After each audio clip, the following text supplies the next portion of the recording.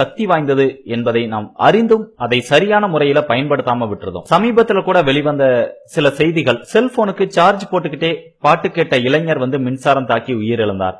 செல்போன்ல சார்ஜ் போட்டுக்கிட்டே போன் பேசின இளைஞர் அது வெடித்து கண் பார்வையை இழந்தார். இப்படி பல செய்திகளை நாம பார்த்திருக்கிறோம். அப்படி அந்த செல்போன் பேட்டரிக்கு எவ்வளவு சக்தி இருக்குது, இது எல்லாமே அந்த செல்போன் பேட்டரி வெடிக்கிறதுனாலதான் இது போன்ற ஆபத்துகள் நடக்குது.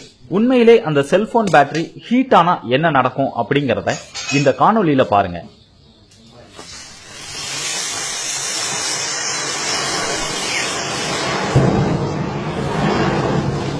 ஒரு சாதாரண செல்போன்ல நம்ம பயன்படுத்தக்கூடிய பேட்டரி அதனுடைய சாதாரண வெப்பநிலையை விட அதிகமான வெப்பநிலையை நெருங்கும் போது இது போன்ற பாதிப்புகள் அதிக அளவுல ஏற்படுது.